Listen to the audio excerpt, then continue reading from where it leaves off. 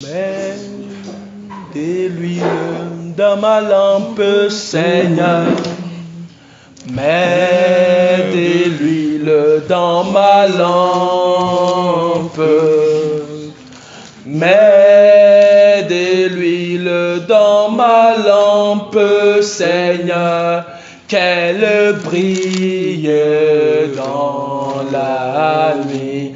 Mets de l'huile, mets de l'huile dans ma lampe, Seigneur. Yahweh, mets de l'huile dans ma lampe.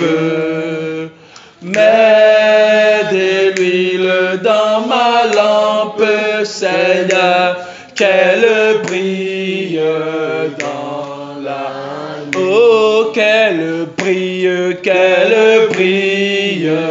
dans la nuit. Qu'elle brille dans la confusion. Qu'elle brille dans la nuit, dans les ténèbres, qu'elle brille, dans la confusion, qu'elle brille, dans la nuit, dans nos études, qu'elle brille, même dans nos familles, qu'elle brille, dans la nuit, dans ta maison, qu'elle brille dans la nuit. Seigneur, Moïse a dit, Éternel, si j'ai trouvé grâce devant tes yeux, fais-moi connaître tes voies. Alors je trouverai grâce encore devant tes yeux. Seigneur, la connaissance de tes voies nous fait trouver grâce devant tes yeux. Enseigne-nous tes oracles en ce matin. Seigneur, tu dis qu'on ne prend pas, Seigneur notre Dieu, le vin nouveau pour le mettre, Seigneur, dans une vieille outre, Seigneur. Mais on met le vin nouveau dans une nouvelle outre, afin que le vin et l'autre, Seigneur, soient conservés. Alléluia. Seigneur, nous voulons disposer nos cœurs, Seigneur, notre Dieu, afin que la sémence vivante vienne dans nos cœurs, Seigneur, notre Dieu.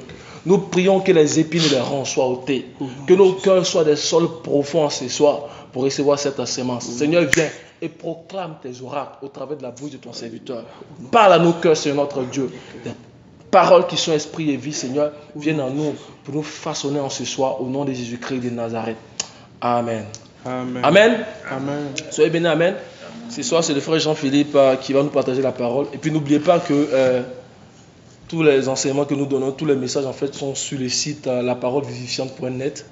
Vous allez sur le site laparolevivifiante.net, vous allez sur la chaîne YouTube, vous allez voir tous les messages. Là-bas, vous pouvez regarder au fur et à mesure. Alléluia. Amen. Que Dieu nous bénisse. Donc, je vais laisser la parole à notre frère Jean-Philippe pour le message. Sois béni, mon frère. Amen. Amen. Que le Seigneur nous bénisse. Amen. Depuis, ça fait combien 3 semaines qu'on a commencé à regarder quelque chose en rapport avec le sanctuaire.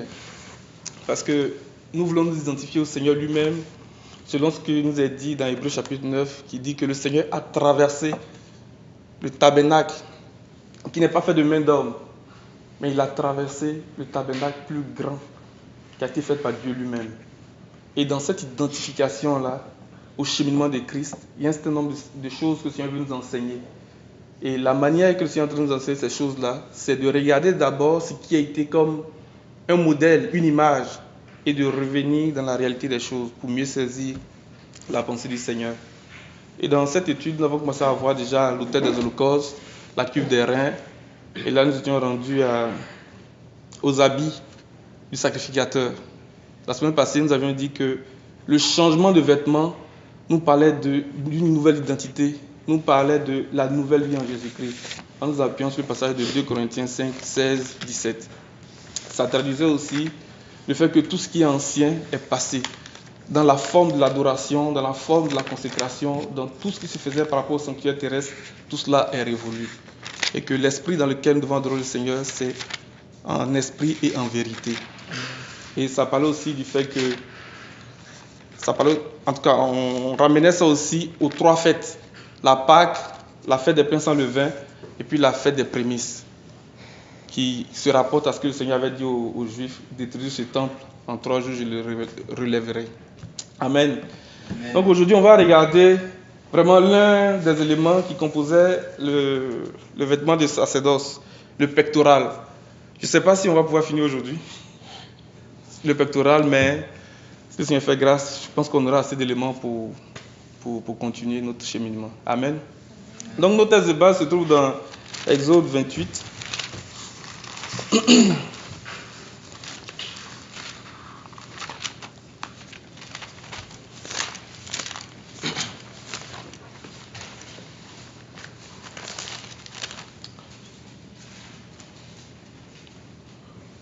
On va lire du verset 1 au verset 3.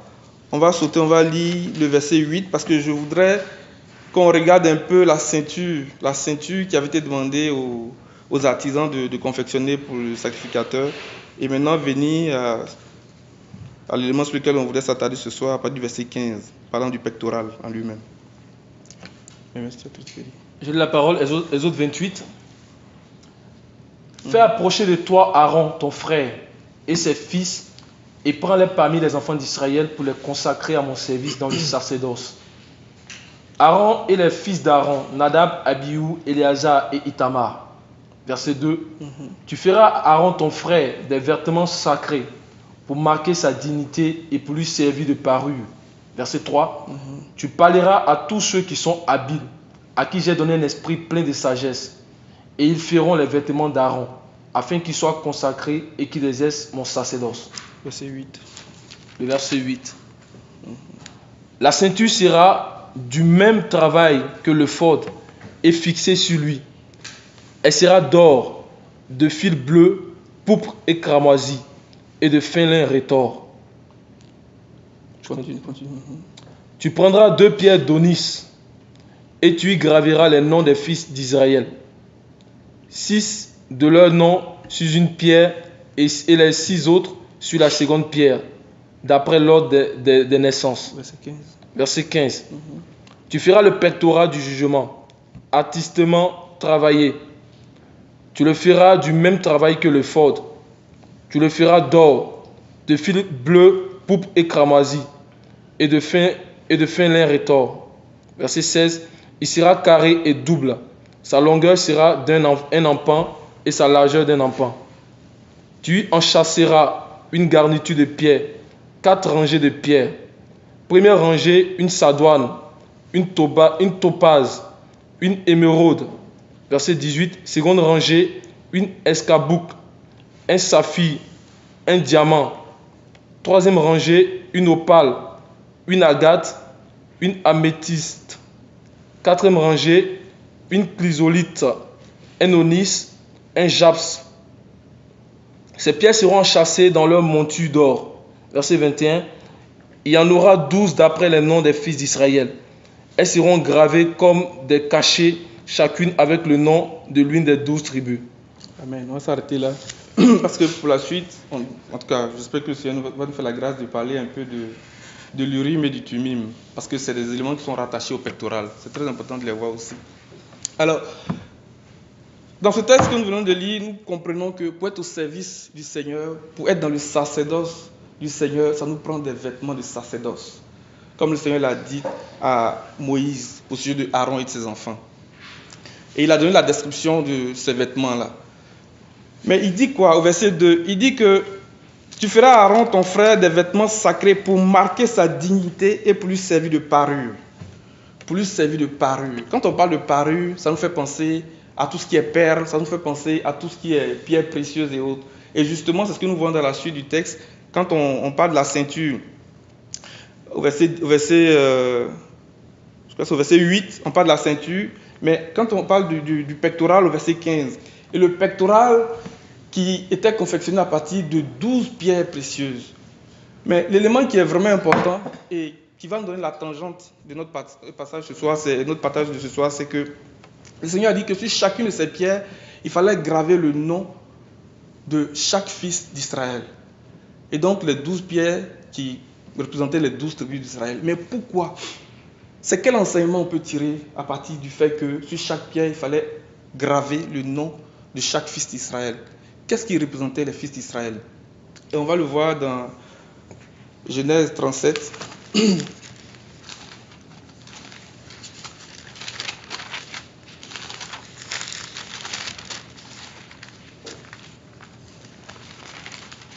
le chapitre 37 de Genèse nous parle des rêves de Joseph. Il y a l'un des rêves qui est vraiment, les deux sont vraiment puissants, sont vraiment prophétiques. Mais le deuxième songe de Joseph nous parle de ce que représentent les enfants d'Israël, les 12 tribus d'Israël. Qu'est-ce qu'ils représentent? On va lire à partir du verset 9. Il dit, il eut encore un autre songe, et il le raconta à ses frères. Il dit, j'ai eu encore un songe, et voici, le soleil, la lune et 11 étoiles se prosternaient devant moi. Alléluia. Ça nous fait penser à Apocalypse chapitre 12. Quand on lit ça nous fait penser à Apocalypse chapitre 12. Mais peut-être que ce n'est pas encore clair, mais plus tard, on va le comprendre.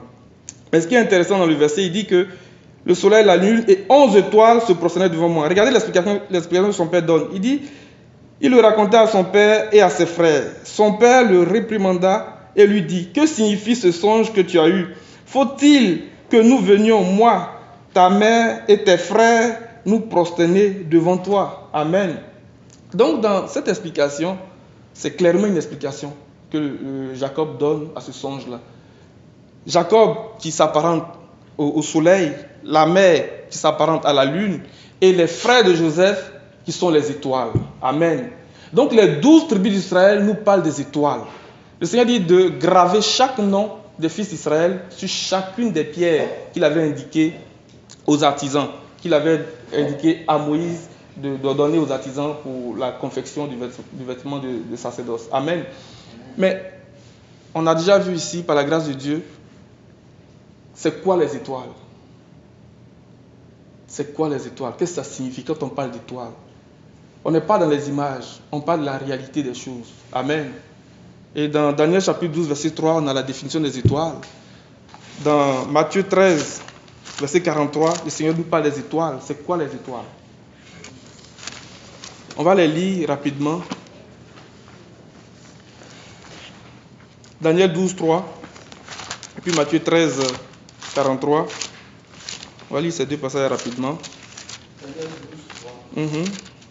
Ceux qui auront été intelligents brilleront comme la splendeur du ciel, et ceux qui auront enseigné la justice à la multitude brilleront comme les étoiles à qui vous la. Alléluia. Amen. On va lire le deuxième passage dans Matthieu 13, 43. Il dit, alors les justes resplendiront comme le soleil dans le royaume de leur Père. Que celui qui a des oreilles pour entendre, entende. Alléluia. Amen. Les étoiles nous parlent de ceux qui ont un esprit perspicace. Les étoiles nous parlent de ceux qui ont la capacité à comprendre ce que l'esprit dit aux églises. Amen. Les étoiles nous parlent de l'intelligence que le Saint-Esprit donne aux hommes de comprendre les mystères du royaume des cieux. Amen. Alors, la question ici qui est de se poser, c'est de savoir, mais comment est-ce qu'on devient une étoile? Comment est-ce qu'on fait pour rentrer dans, j'ai envie de dire, cette dimension de l'esprit? Amen. Je vais ouvrir une parenthèse par rapport à quelque chose que le Seigneur a dit, parlant de Jean-Baptiste. Dans Matthieu 11, verset 12 et verset 13.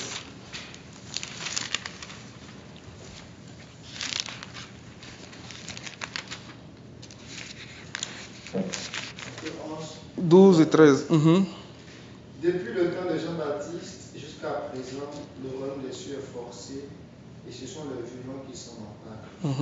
Car tous les prophètes et la loi ont prophétisé jusqu'à Jean.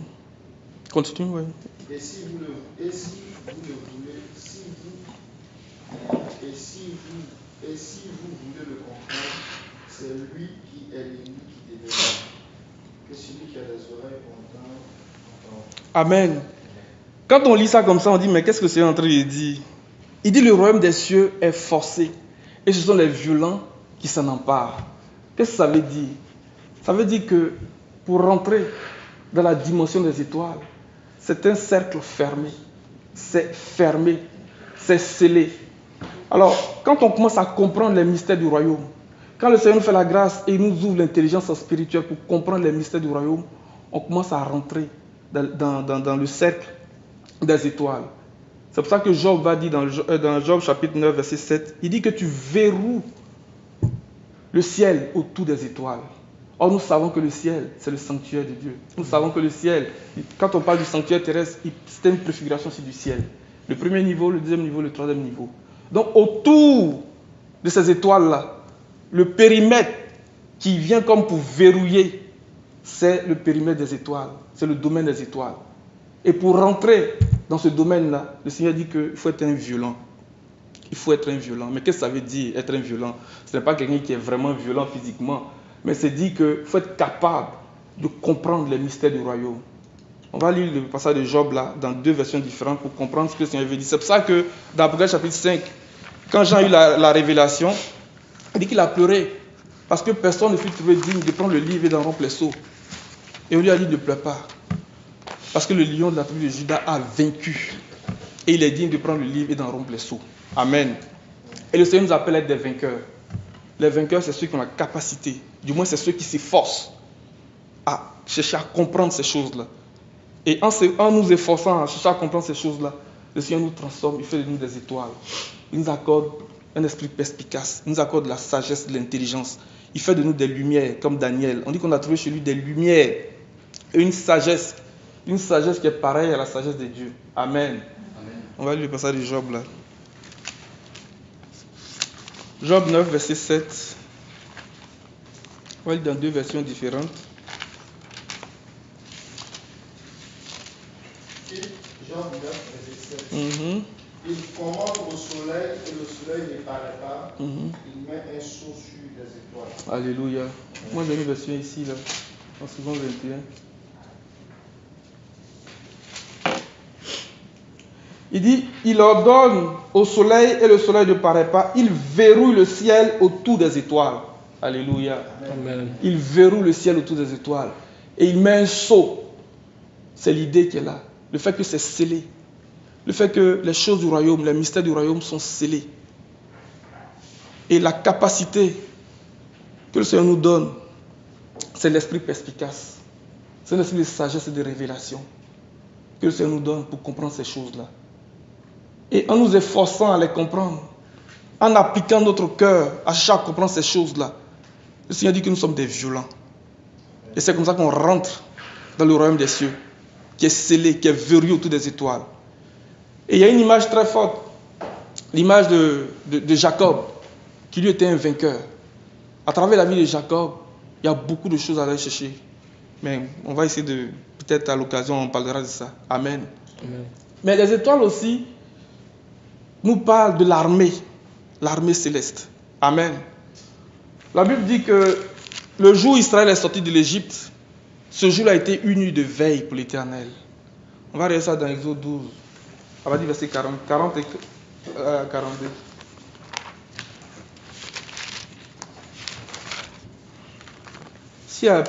En tout cas, je nous encourage à lire les passages dans d'autres versions pour comme...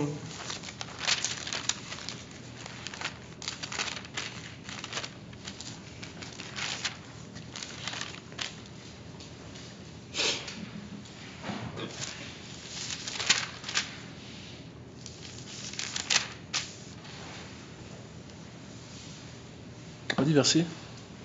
Exode 12, verset 40 à 42. Le séjour des enfants d'Israël en Égypte fut de 430 ans. Et au bout de 430 ans, le jour même, toutes les armées de l'Éternel sortirent du pays d'Égypte. Cette nuit sera célébrée en l'honneur de l'Éternel, parce qu'il est fit sortir du pays d'Égypte. Cette nuit sera célébrée en l'honneur de l'Éternel par tous les enfants d'Israël et par leurs descendants. Amen. Amen. Quelqu'un d'autre version?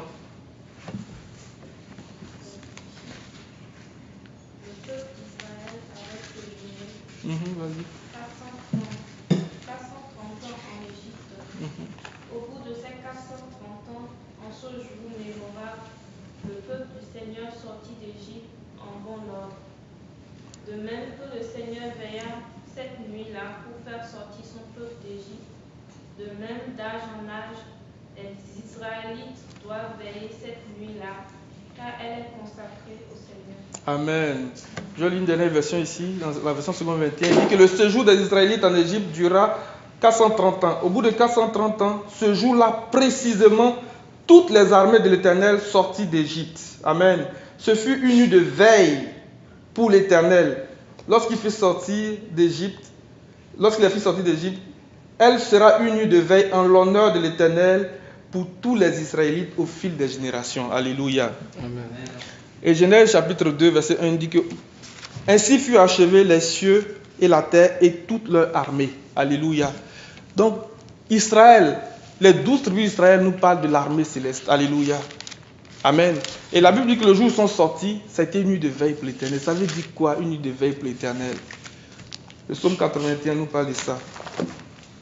Et ce psaume-là, on pourra le croiser avec Proverbe chapitre 7, verset 20, parlant de cette femme prostituée qui dit que son mari est allé pour un voyage lointain, mais qui reviendra seulement à la pleine lune. Amen. Ce jour de veille-là nous parle de la Pâque. Parce que c'est à la Pâque qu'Israël est sorti de l'Égypte. Et cette Pâque-là nous parle de la pleine lune. Amen. On va regarder ça rapidement. C'est de gagner le temps. Psaume 81.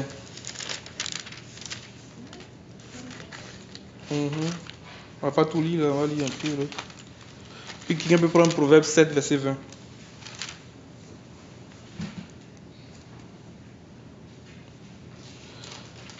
Au chef des chantres sur la guitite d'Azaph, chantez avec allégresse à Dieu notre force. Poussez des cris de joie vers le Dieu de Jacob. Entonnez des cantiques, faites résonner le tambourin, la harpe mélodieuse et le luth. Sonnez de la trompette à la nouvelle lune, à la pleine lune, au jour de notre fête. Alléluia. Car c'est une loi pour Israël, une ordonnance du Dieu de Jacob. Il en fit un statut pour Joseph quand il marcha contre le pays d'Égypte. Alléluia. J'entends une voix qui m'est inconnue. Cette nuit de veille-là nous parle de la pleine lune, nous parle de la Pâque.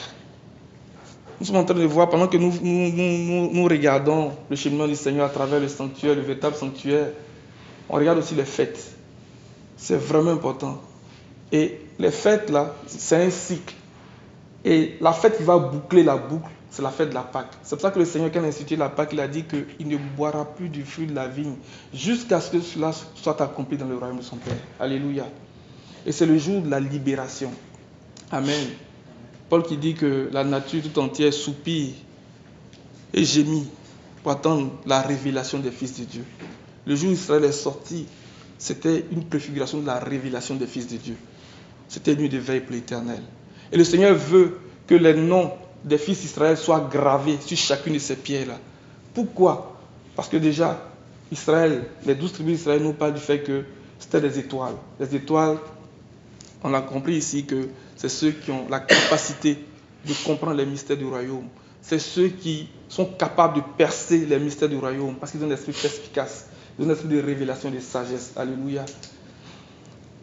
Et les 12 tribus d'Israël aussi nous parlent du fait que ce sont des pierres.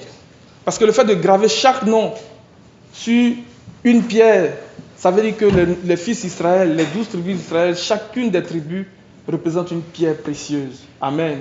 On va regarder ça dans Zacharie 9, verset 16.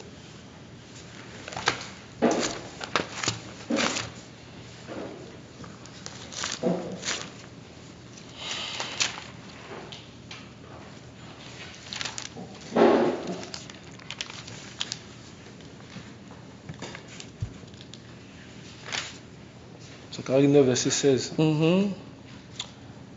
L'Éternel, leur Dieu, les sauvera en ce jour-là, comme le troupeau de son peuple, car ils sont les pierres d'un diadème qui brilleront dans son pays. Alléluia. Alors, s'ils sont les pierres d'un diadème, et quand on lit le texte de base, c'est ce que ça traduit tout de suite quand on lit là. Ce sont les pierres d'un diadème. Alors, que représente, du moins j'ai envie de dire, à quelle pierre chacune de ces tribus est associée? Comment on peut comprendre ça?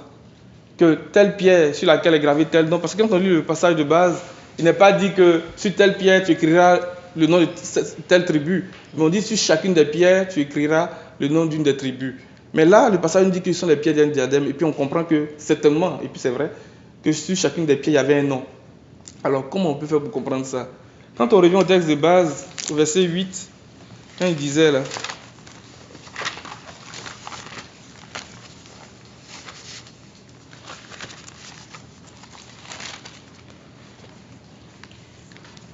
C'est plutôt le verset 10. Exode 28, verset 10.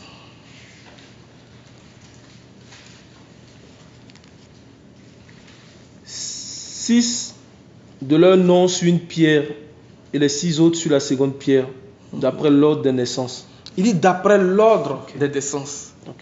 D'après l'ordre des naissances. C'est une indication assez puissante pour nous permettre de comprendre à quel nom est associée une pierre. Et ça, on va le voir dans Apocalypse chapitre 21.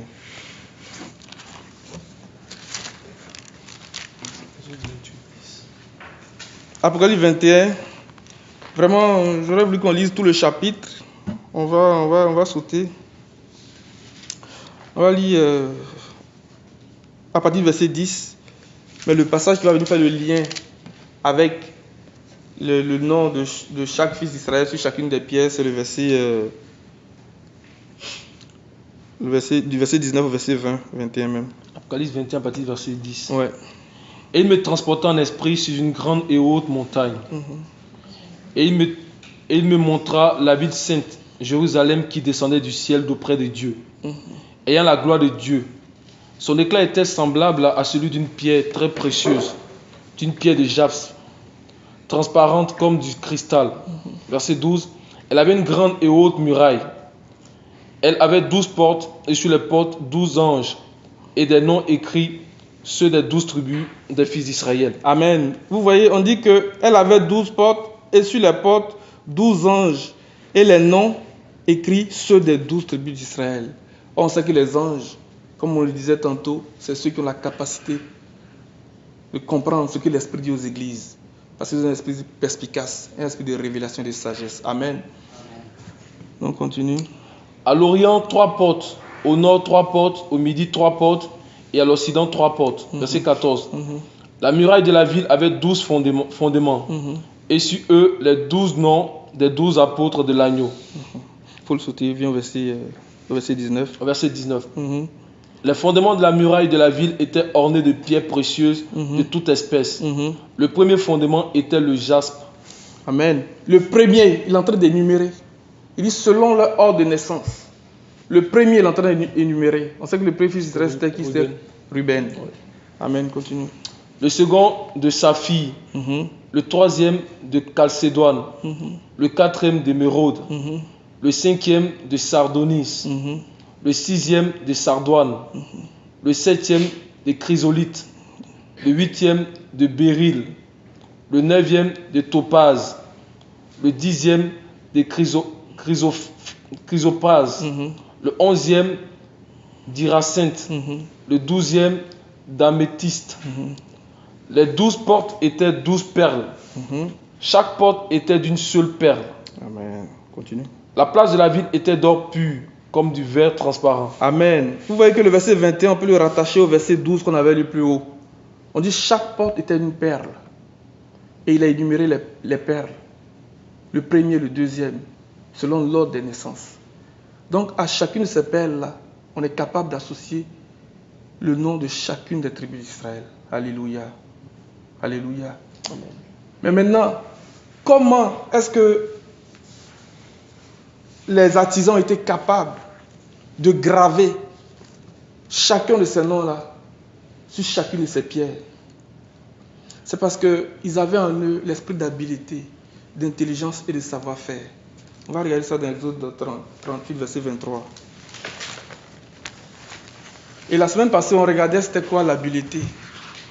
L'habileté, c'est la capacité que le Seigneur nous donne à comprendre le langage des prophètes. Amen. Et le langage des prophètes, c'est un ensemble d'images, c'est un ensemble de symboles, c'est un ensemble de paraboles, c'est un ensemble d'énigmes. Amen. Amen. Vas-y, je passe. Exode combien? Exode 38, verset 23.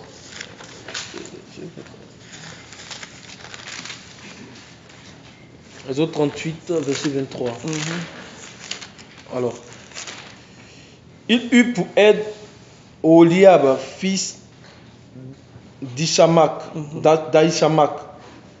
de la tribu de Dan, habile à graver, à inventer et à broder sur les étoffes teintes en bleu, en pourpre, en cramoisi et sur le fin lin. Amen.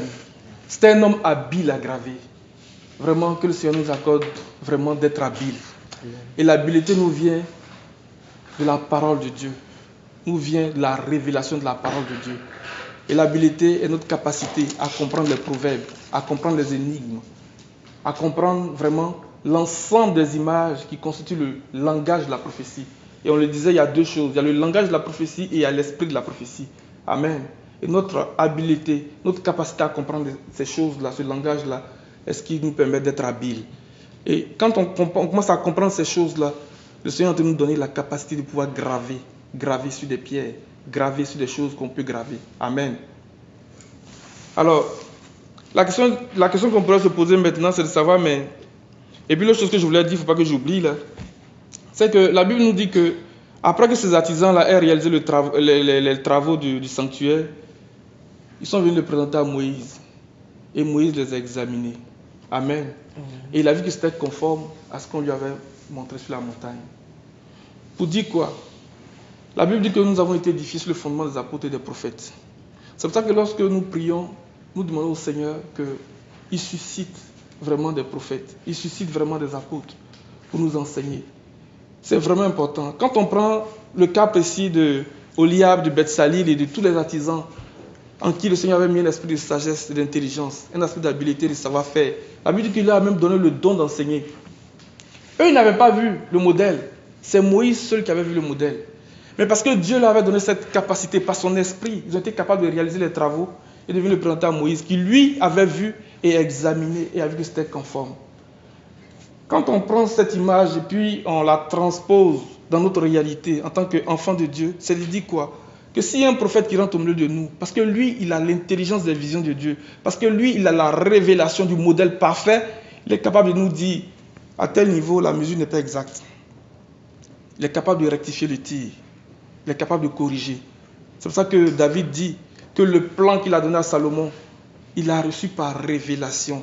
C'est par révélation, pas un écrit de sa main que Dieu lui a donné le plan de la maison que Salomon devait bâtir.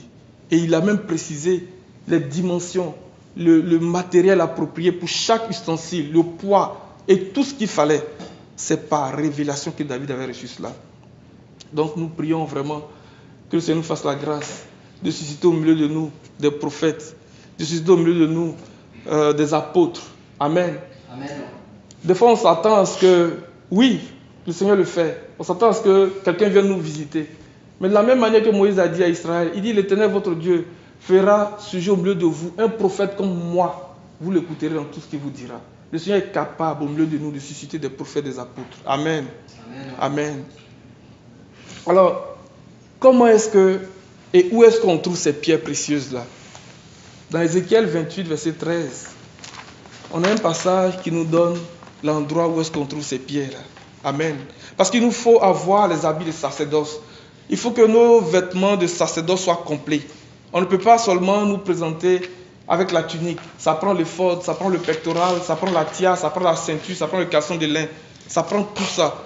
Alors si on a l'éphod, si on a le pectoral, qu'on n'a pas les pierres dessus, ça ne marche pas. Amen. Amen. Alors où est-ce qu'on trouve ces pierres-là? Ézéchiel 28, verset 13, va nous amener vraiment dans une autre dimension. Ézéchiel 28, verset 13. Amen. Tu étais en Éden, le jardin de Dieu. Tu étais couvert de toute espèce de pierres précieuses, de sardoine, de topaz, de diamant, de chrysolite, d'onyse, de jaspe, de saphir, d'escarboucle, d'émeraude et d'or. Tes tambourins et tes flûtes étaient... On peut s'arrêter ici? On peut s'arrêter là. Amen. Amen. Il dit tu étais en Éden. Il dit c'est en Éden qu'on trouvait ces pierres-là. Mais est-ce que quand on lit ici, est-ce qu'on voit les pierres ici?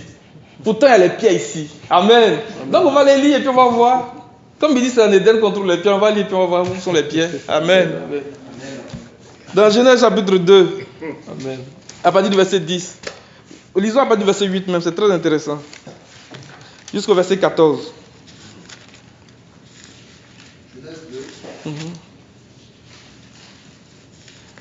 Verset 8 au verset 14. Puis l'Éternel Dieu planta un jardin en Éden du côté de l'Orient et il y mit l'homme qu'il avait formé. L'Éternel Dieu fit pousser du sol des arbres de toute espèce, agréables à voir et bons à manger, et l'arbre de la vie au milieu du jardin, et l'arbre de la connaissance du bien et du mal. Un fleuve sortait d'Éden pour arroser le jardin, et de là il se divisait en 4 bras. Amen. Le nom du premier est Pishon. C'est celui qui entoure tout le pays de Hadla où se trouve l'or. L'or de ce pays est pur. On y trouve aussi le bélium et la pierre d'Onis. Amen. Le nom du second fleuve est Gihon. C'est celui qui entoure tout le pays de Cush. Le nom du troisième est Hidekel. C'est celui qui coule à l'orient de la Syrie. Le quatrième fleuve, c'est l'Euphrate. Amen. Donc quand on lit comme ça, déjà on peut avoir une idée de où est-ce qu'on trouve ces pierres-là. On dit le premier est Pishon. Et là-bas on trouve quoi? De l'or, l'une des pierres qui avait servi à enchasser, ou bien qui avait servi à confectionner le pectoral. L'or, il y a déjà l'or à Pishon. Et puis on nous dit que là-bas aussi il y a l'onyx. Et puis il y a le bélium. Amen. Les pierres précieuses là, ce qui se passe c'est qu'ils sont regroupés en catégories qu'ils appellent le gemme. Ils appellent un gemme. Un gemme, c'est des pierres qui sont, on va dire, de la même famille, du même genre. Donc l'onyx, c'est comme le chrysolite, c'est l'équivalent du béryl. Donc d'un nom à un autre, c'est de savoir de quel gemme chacune de ces pierres-là fait partie. Amen. Donc déjà, Pishon nous donne une idée de où est-ce qu'on enlève les... Mais et le reste des fleuves là, qu'est-ce qu'ils donnent? On va regarder Gihon par exemple. Gihon là, c'est à Gihon que Salomon a été consacré. On va regarder ça dans 1 Roi 2. Et la consécration nous donne aussi des pierres précieuses. Alléluia. Amen. On va le voir tout de suite. Et puis on va revenir sur l'explication de chacun de ces fleuves-là. Qu'est-ce que ça implique pour nous en tant qu'enfants de Dieu? Et ce fleuve-là, qu'est-ce qu'il représente? C'est un rapport avec ça là. Quand tu as parlé des quatre étrangers, c'est bien ça? Oui, c'est ça. Ok, c'est ça. Amen. Amen. C'est 1 Roi 2. Bien, c'est 1 Roi 1. Non, c'est 1 Roi 1, pardonnez, excusez-moi. 1 Roi 1 à partir du verset 32. Le roi David dit, appelez-moi le sacrificateur Sadok, Nathan le prophète et Benaja, fils de Joajada. Ils entraient en présence du roi. Verset 33. Et le roi leur dit, prenez avec vous les serviteurs de votre maître. Faites monter Salmon mon fils sur ma mule et faites-le descendre à Gihon. Verset 34.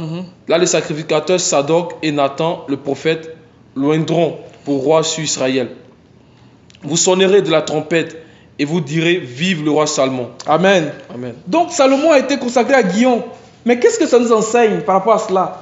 C'est parce que la consécration, là, ça nous donne des pierres précieuses, selon Lamentation 4, verset 7. Amen. Donc, quand le Seigneur nous dit que quant à nous, quant à vous, l'onction que vous avez reçue vous enseigne toutes choses. Donc déjà, par l'onction, il y a l'enseignement. L'onction qui parle de l'esprit que nous recevons, le Saint-Esprit que nous recevons, qui nous enseigne, qui nous révèle les profondeurs même de Dieu. Alléluia. Amen. Et cette onction, par l'enseignement qu'elle nous apporte, elle nous donne aussi d'être parés de pierres précieuses. Amen. Lamentation 4, verset 7. Ces princes étaient plus éclatants que la neige, plus blancs que le lait. Ils avaient le teint plus vermeil que le corail. Alléluia. Leur figure était comme le saphir. Amen. Amen. Moi, j'ai une version ici qui dit que c'est... Quelle est une autre version? Hein? Ces naziréens étaient plus purs que la neige, Amen. plus blancs que le lait. Leur teint était plus vermeil que les pierres précieuses. Amen. Ils étaient polis comme un saphir. Amen. Moi, dans ma version, il y a le mot consacré qui ressort. Il dit que ces hommes consacrés, alléluia, ces hommes consacrés, or c'est par l'onction, c'est par l'huile d'onction que Aaron et ses enfants ont été consacrés. Et à Gihon, qui parle de la consécration, le Seigneur nous donne d'être parés de pierres précieuses. Or le Seigneur qui dit dans sa prière sacerdotale, qui dit que consacre-les par ta vérité, car ta parole est la vérité. Donc ce fleuve a 4 bras. Ces 4 bras aussi nous parlent de la parole de Dieu. Nous parlent de la révélation de la parole de Dieu qui est conforme à la vérité. Amen. Or, l'esprit est la vérité. 1 Jean 5. Alléluia. Donc, à Guillon, on a des pierres précieuses aussi. Mais Eidékel, qu'est-ce qu'il nous donne? On va le voir ça dans Daniel chapitre 10, verset 6.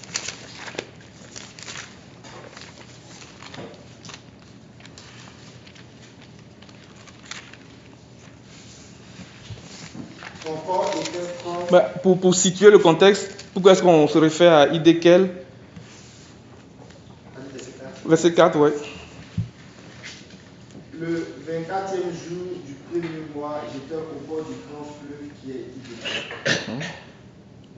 Je levais les yeux, je regardais et voici, il y avait un homme vêtu de lin et ayant sur les reins une ceinture d'or du phase. Son corps était comme de chrysolite. Alléluia. Comme d'éclairs. Ses yeux étaient comme des flammes de feu. Alléluia. Ses bras et ses pieds ressemblaient à de l'airain poli. Et le son de sa voix était comme le bruit d'une musique. Alléluia. Eidékel le son dans des pierres précieuses par la parole de Dieu. Le chrysolite.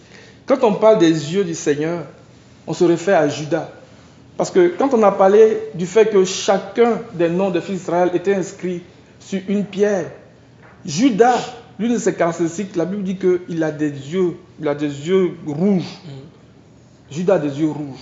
Donc l'aspect du Seigneur, j'ai envie de dire que la manière dont il se présente dans la vision à Daniel, on parle de ses yeux, c'est une caractéristique de la pierre sur laquelle était inscrit le nom de Judas. Alléluia. Donc à Eidékel aussi, on a des pierres précieuses.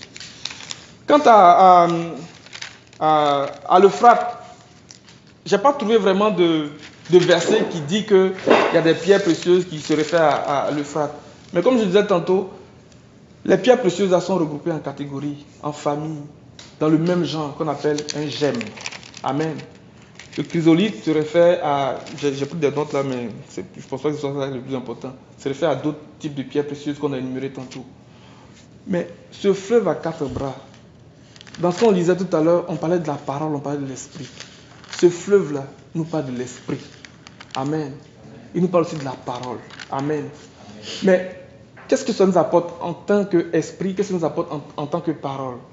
Dans 1 Corinthiens 1, verset 30, l'esprit, qui est le Seigneur lui-même.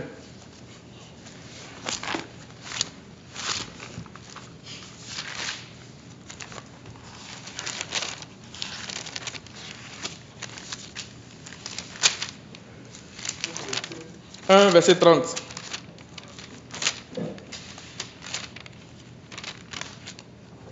Or, c'est par lui que vous êtes en Jésus-Christ, qui a été fait pour vous de la part de Dieu, sagesse, justice, sanctification et rédemption.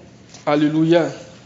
Donc si on ramène ça aux 4 rangées du pectoral, donc chacune des rangées nous parle de quoi?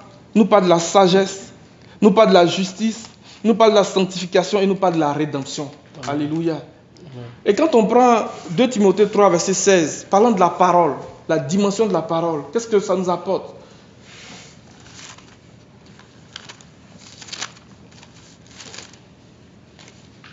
Je te dis, hein. 2 Timothée 3, 16. Toute écriture est inspirée de Dieu et utile pour enseigner, pour convaincre, pour corriger, pour instruire dans la justice. Amen. Pour enseigner, pour convaincre, pour corriger, pour instruire dans la justice. Alléluia. Amen. Alors ce soir, que le Seigneur lui-même, qui est l'Esprit, qui est la source de notre sagesse, de notre justice, de notre justification, de notre sainteté, vraiment, qu'il fasse couler en chacun de nous des sources d'eau vive. Des sources d'eau vive au nom de Jésus. Amen. Que de la même manière qu'il a dit à la femme samaritaine, si tu savais quel était le cadeau de Dieu, tu lui aurais demandé toi-même de l'eau à boire. Parce qu'il dit quoi? Cette eau qu'il va donner à boire, elle va jaillir jusque de la vie éternelle. Ça, c'est l'une des caractéristiques de Eidékel. Parce que c'est un fleuve qui est puissant. C'est un fleuve qui est puissant en termes de débit, en termes de force. Amen. Alors, quand cette eau-là va jaillir en nous, quand cette eau-là va couler en nous vraiment comme des flots, comme des sources, comme des torrents, elle va nous propulser dans le millénium. Amen. Parce que Pichon aussi nous parle de la compréhension des choses de Dieu. Nous parle de la nouvelle naissance. Pourquoi? Parce qu'on dit qu'à Pichon, il y avait de l'hélium. Or, la manne avait l'apparence de l'hélium. Amen. Nombre chapitre 11 nous dit que la manne avait l'apparence du délium. Et le peuple sortait chaque matin pour ramasser sa manne. Et après avoir ramassé la manne, il broyait cette manne. Mais la Bible nous enseigne que dans Exode chapitre 16, qu'avant qu'ils aient cette manne qui était sous forme de grains de blé, il y avait d'abord la rosée qui descendait sur le camp. La rosée qui nous parle de l'Esprit de Dieu. Donc il y a l'Esprit et il y a la parole. C'est toujours ces deux choses-là. Donc il y a d'abord le Saint-Esprit qui nous accorde sa parole. Donc le peuple qui sortait chaque matin et qui ramassait, c'est l'expression de chacun de nous qui doit chercher vraiment le Seigneur. Amen. Qui doit soupirer après les choses du Seigneur. Ramasser sa manne, venir s'asseoir et le Seigneur dit Seigneur, enseigne-moi, révèle-moi ta parole. Chaque jour, Amen. C'est le fait de travailler à la parole. Et quand il ramassait cette manne-là, la Bible dit qu'il la broyait pour obtenir la poudre. L'action de broyer, c'est le fait de chercher. Vraiment, c'est de s'asseoir, de croiser les Écritures. Parce que la révélation, j'ai envie de dire que ça ne vient pas comme ça. Le Seigneur ne peut pas donner des choses précieuses comme ça à des gens qui vont les mépriser. Donc, il faudrait qu'il y ait cette disposition de cœur-là qui veut vraiment chercher le Seigneur, qui soupire après ces choses-là. Ça, c'est Pichon. Amen. Le délium, la manne qui nous est donnée par l'Esprit de Dieu chaque matin. Il dit ses bontés, ses compassions se révèlent pour nous chaque matin. C'est l'expression de la manne. Amen. Amen. Lamentation 3. Il dit voici ce que je veux méditer pour garder espoir. Voici ce que je veux méditer pour garder espoir. Tes bontés ne sont pas épuisées. Tes compassions ne sont pas à des termes. Elles se renouvellent pour nous chaque matin. La manne se renouvelait chaque matin. Elle se renouvelait chaque matin. Amen. Et le peuple sortait pour ramasser. Donc c'était l'expression de la bonté, de la fidélité du Seigneur. Et ce n'est pas ces bontés que nous vivons. Ce n'est pas les bontés du Seigneur que nous vivons. Et le Saint-Esprit qui vient pour redonner la vie à des situations mortes, à des situations desséchées de nos vies, il vient d'abord par la rosée. Il apporte des temps de rafraîchissement, des temps de guérison. Amen. Alors ce soir, que sa rosée descende dans nos vies et qu'elle même touche nos familles, elle touche nos parentés, elle touche tous ceux avec qui nous sommes en contact pour ramener à la vie ce qui est mort, pour changer des situations vraiment chaotiques de nos vies, pour redonner espoir. Parce qu'à travers le fait que la manne descendait chaque matin, que se renouvelait chaque matin, le Seigneur est en train d'enseigner au peuple la foi, l'espérance et l'amour en Jésus-Christ. Amen. Amen. Parce que si je sais que demain ça va descendre là, je suis là, j'attends, j'ai confiance au Seigneur. Et parce que je sais que ça va descendre demain, j'espère, j'attends l'espérance. Et parce que je sais que le Seigneur pouvoir tous les jours pour moi, je m'attache à lui. C'est l'expression de l'amour de Dieu. Or, l'amour de Dieu nous est donné par le Saint-Esprit qui est déversé dans notre cœur, selon Romains chapitre 5. Amen. Amen. Et Guillaume nous parle du fait d'être bouillant pour le Seigneur. Parce que c'est l'expression de... C'est un fleuve qui éclate. Comme on le dit, c'est un fleuve qui éclate. Donc, que le Seigneur nous donne par son esprit d'être zélé pour lui. D'être bouillant pour lui. Et ce dimanche, le frère Alain dans sa prière nous a donné une révélation quand on parlait du fait que le peuple d'Israël, pendant 40 années dans le désert, ses vêtements ne sont pas usés, ne sont pas déchirés, ses chaussures ne sont pas usées, ses pieds ne sont pas enflés. Les pieds, c'est l'expression de notre zèle, de notre affection pour le Seigneur. Alors que notre témoignage, qui parle de nos vêtements, qui parle de nos habits de sacerdoce, ne soit pas entaché, ne soit pas usé par l'épreuve du temps. Parce que c'est celui qui nous garde de l'épreuve du temps, c'est l'esprit de la prophétie. C'est pour ça que le Seigneur a dit à Moïse, ordonne aux enfants d'Israël d'apporter pour le chandelier de l'huile d'olive pure concassée, pour entretenir continuellement les lampes, afin qu'elles brûlent, qu'elles luisent continuellement devant ma face, à travers les générations. Donc c'est l'épreuve du temps. Donc à travers le temps, à travers les épreuves, à travers tout ce qu'on peut connaître dans la vie, que notre témoignage soit préservé. Amen. Et que nous soyons toujours bouillants pour le Seigneur. Parce que lui-même qui est la source de notre justice, de notre rédemption, de notre salut, qui vient par son esprit nous donner d'être bouillants pour lui, d'être zélés pour lui au nom de Jésus. Et idéquel, c'est pas de la croissance spirituelle, la vitesse avec laquelle on grandit dans le Seigneur, c'est idéquel. Alors que cette source d'eau-là puisse couler en chacun de nous, pour nous donner de grandir, d'aller de coudée en coudée, de coudée en coudée, qu'à un moment donné, on soit plus capable d'avancer à la marche, mais qu'on puisse nager pour traverser. Amen. Amen. Et le frère qui nous parle du fait de porter des fruits. Parce que c'est important des fruits qu'on manifeste la gloire du Père. Alléluia. Amen. C'est important des fruits qu'on manifeste la gloire du Père. Jean chapitre 15 nous dit ça. Que le Seigneur nous donne de porter du fruit. C'est pour ça que Paul va dire à l'église de Philippe, il dit que celui qui a commencé en vous cette bonne œuvre, je suis persuadé qu'il amènera à son accomplissement. Que cette œuvre que le Seigneur a commencé au milieu de nous ici, dans cette université, qu'il amène à son accomplissement. Pour qu'au jour du Seigneur, nous serons remplis de fruits de justice. Nous serons remplis de fruits. On va lire ça dans Philippiens chapitre 1, à partir du verset 6.